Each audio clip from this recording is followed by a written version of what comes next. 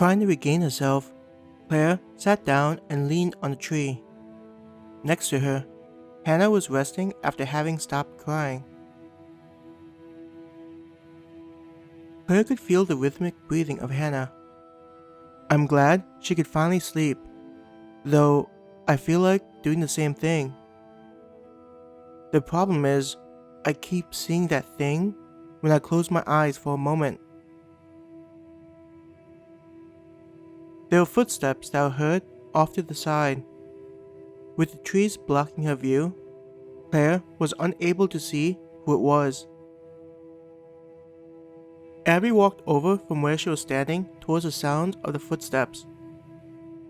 How are all of you? She asked. We had to take breaks as we walked over here. Tommy's voice was heard. Honestly, I'm still out of it. As they walked past the tree that blocked her view, Claire could see that it was the other group. Though Tommy looked pale, he appeared to be of a similar state as Abby with keeping it together. The twins were holding each other for support, likely emotionally too. Without a word, they headed to a nearby tree and sat down. Their breathing sounded heavy to the point it could be heard all the way over to where Claire was sitting. Are the two of you okay?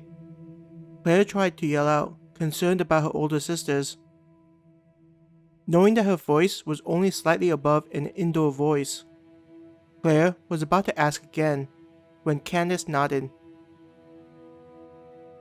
After the nod, there wasn't any other response as the two just sat there holding one another. Their eyes were closed, but they hadn't gone to sleep. Claire's eyes glanced over to Astrid and Frida.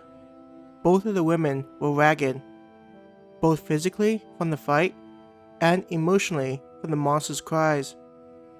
They were able to stand up straight despite the strain it was putting on them. It was as if the encounter served to strengthen their resolve, making them stronger. Have the two of you encountered something similar to that thing? Abby asked both Astrid and Frida. Frida shook her head.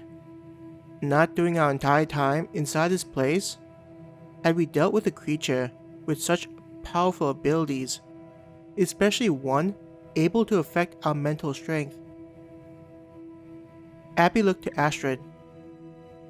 Seeing Abby looking at her, Astrid seemed to hesitate to mention anything, but decided against it.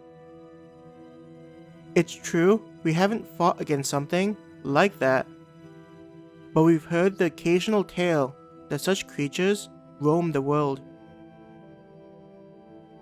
But from what we were able to find out, encountering those things are a rare occurrence. It's like being struck by lightning, and can only be counted as an unfortunate encounter, Frida added. Tommy's eyes widened in surprise. Where have you heard of such things? If you go deep enough into some locations, you will begin hearing rumors of such matters. There are even people who worship these monsters, Frida added, her face paling as though remembering the encounter with the monster earlier. I can only imagine what kind of horrible person would treat those monsters as gods. Claire saw Frida's body shiver. She felt the same, knowing that there were people that put that dear monster up on a pedestal.